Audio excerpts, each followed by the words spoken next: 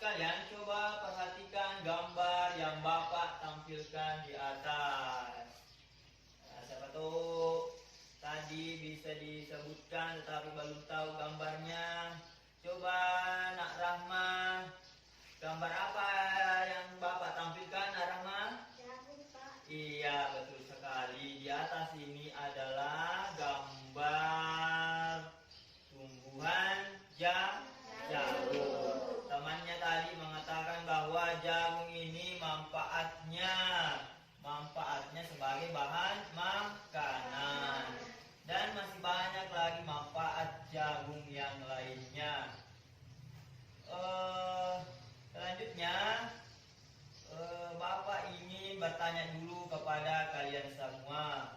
Nah, tadi kan sudah manfaatnya. Kira-kira apa yang ingin kalian ketahui lagi, atau apa yang ingin kalian tanyakan lagi lebih lanjut tentang tanaman atau tumbuhan jagung ini? Coba angkat tangannya, siapa yang ingin bertanya? Coba Nak Sakina. Perkembangbiakannya, Pak. Oke, perkembangbiakannya. Nah, saya kasih contoh dulu begini, tentang perkembangbiakannya ya. Nah, ini kan gambar daripada apanya ini? Ya, betul sekali, buah jagung. Ini berasal dari satu biji jagung yang ditanam. Kemudian melalui proses perkembangbiakannya itu, maka dapat menghasilkan buah. Dari buah jagung ini bisa kita hasilkan banyak biji jagung yang berasal dari satu biji tadi. Kenapa banyak seperti itu? Karena melalui proses perkembangbiakan. Nanti selanjutnya kita akan pelajari bagaimana cara tumbuhan berkembang biak. Nah, itu. Selanjutnya kita akan membahas sebuah bacaan tentang tanaman jagung, artinya bagaimana cara jagung berkembang biak. Nanti di situ kalian akan membaca bacaannya. Oh, seperti ini cara jagung berkembang biak. Nah, dari bacaan tersebut kita akan menemukan sebuah ide pokok dan informasi penting. Nah, tetapi Bapak akan menjelaskan dulu apa itu ide pokok. Coba perhatikan di atas. Nah, ini jelas kelihatan, bisa dibaca? Bisa dibaca? Bisa. Nah, di atas ada sebuah informasi tentang ide pokok dan cara-cara menemukan ide pokok. Nah, di sini dikatakan bahwa ide pokok adalah gagasan utama atau pernyataan yang menjadi inti pembahasan. Jadi saya ulangi, ide pokok itu nama lainnya atau biasa juga disebut sebagai gagasan utama. Nah, ingat itu. Jadi nama lain dari ide pokok adalah gagasan utama.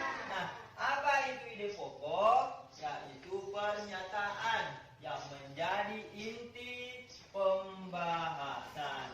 Atau bahasa sederhananya, satu kalimat yang menjadi inti daripada paragraf tersebut. Nah, itu.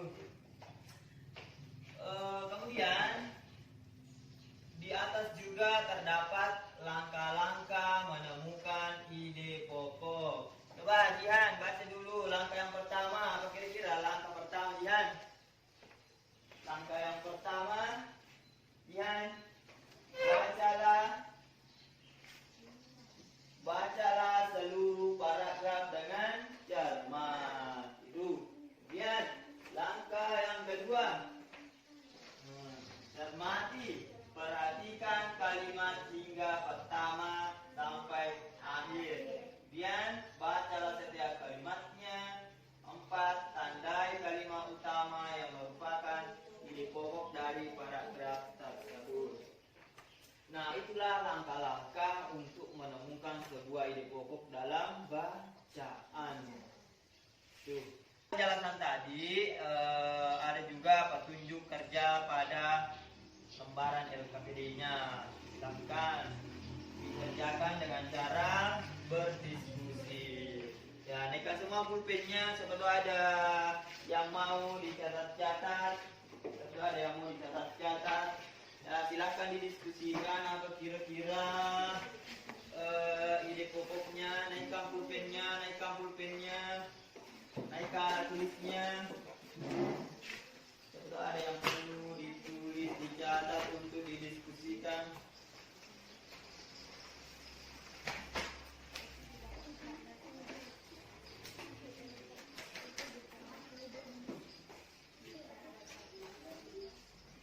Silahkan didiskusikan bersama temannya, bagaimana cara menemukan ide pokok. Silahkan berdiskusi dengan teman kelompoknya. Silahkan berdiskusi dengan teman kelompoknya. Silahkan berdiskusi dengan teman kelompoknya.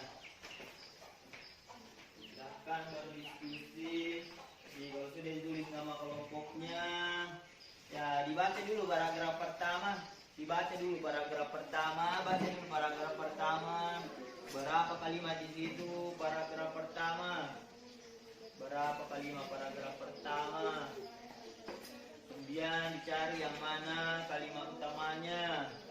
Kemudian yang mana ide pokoknya, yang mana kalimat-kalimat penjelasnya. Oke. Ya, silakan coba Bapak saya lihat, coba silakan dibaca bacaannya, cari berapa kalimat itu, kemudian dicari yang mana ide pokoknya, yang mana kalimat utamanya. Diskusikan dengan teman kelompoknya. Bantu temannya mencari apa fungsi daripada bagian-bagian bunga tersebut. Ada di buku referensi yang kedua, ada juga yang pertama. Silakan dibantu temannya untuk mencari sambil berdiskusi.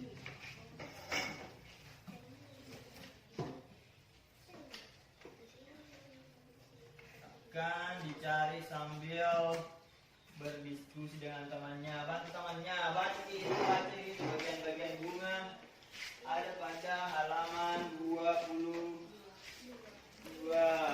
Ya, silakan berdiskusi dengan teman kelompoknya. Ada juga di sini, jangan itu betul ada di sini.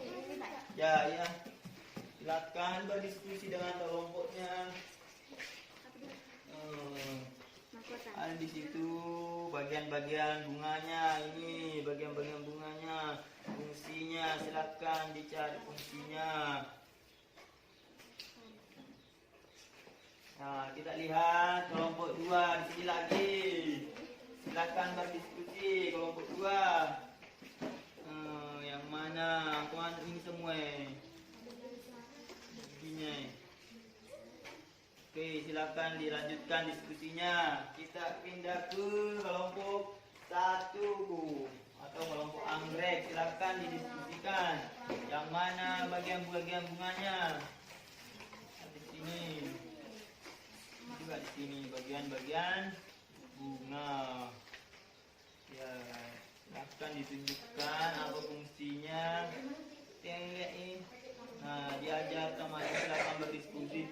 Nah, ini mahkota bunga, apa fungsinya? Dibaca dulu. Ini fungsi mahkota bunga adalah apa? Oke.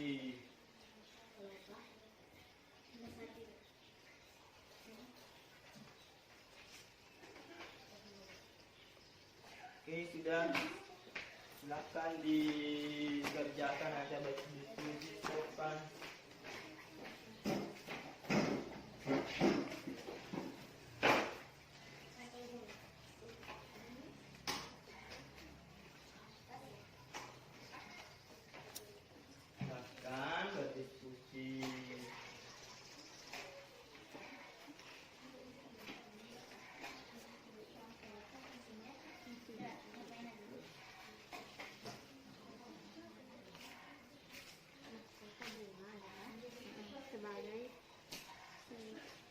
Lihat aja, Bu.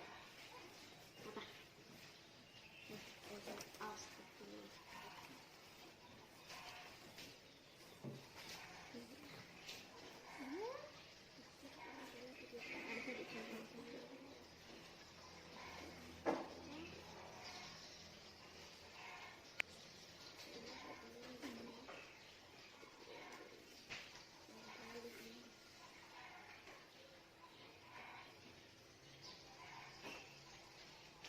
Ya, silahkan didiskusikan dengan temannya. Kira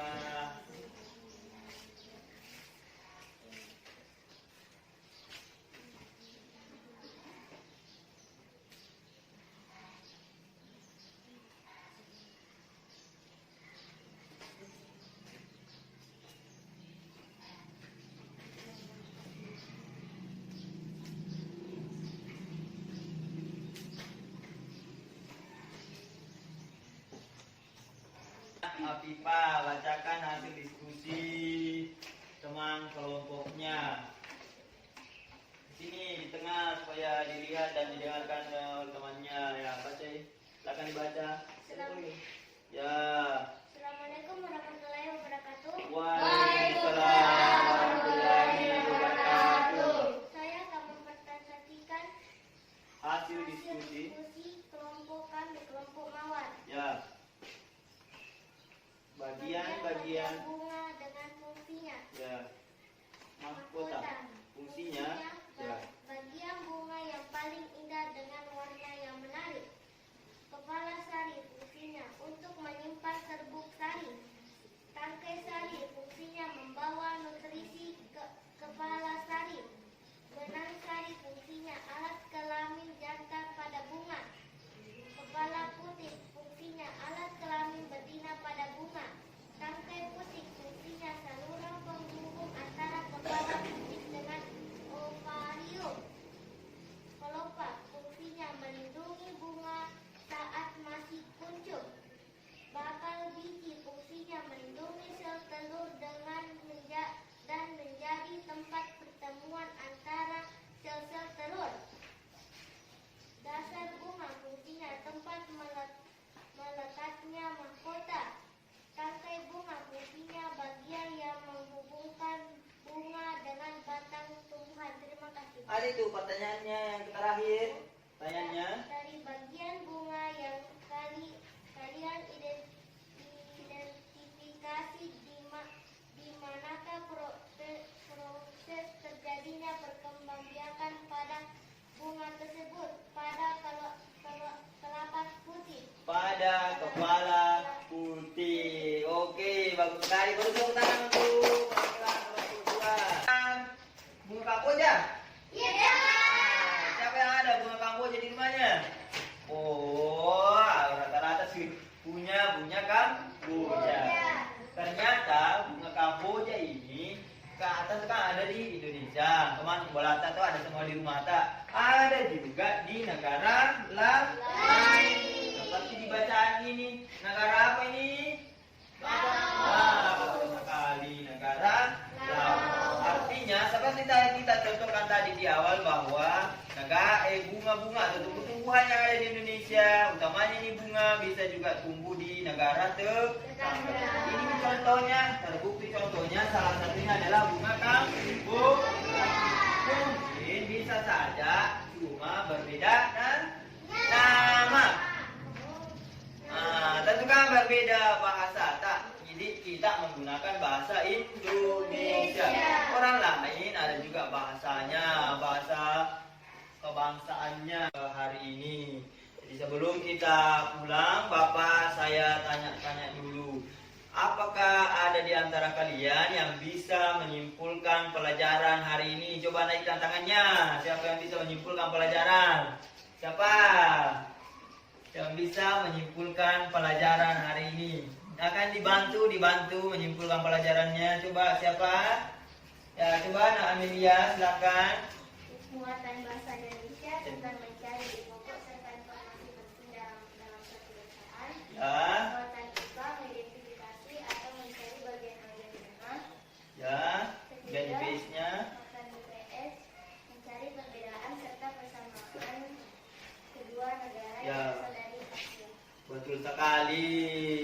tangan untuk seperti yang disampaikan tadi Nak Amelia, bahwa kesimpulan pelajaran kita hari ini, kita sudah belajar bagaimana cara menemukan ide pokok, mendapat keadaan bacaan, dan juga menemukan informasi penting dalam bacaan tersebut. Kemudian kita juga sudah mengidentifikasi bagian-bagian bunga beserta fungsinya, mengetahui bunga tersebut bagaimana cara berkembang biaknya dengan cara melalui perkembangbiakan generatif atau dengan cara kawin. Kemudian yang terakhir kita sudah membandingkan dua negara yang berada di kawasan Asia Tenggara.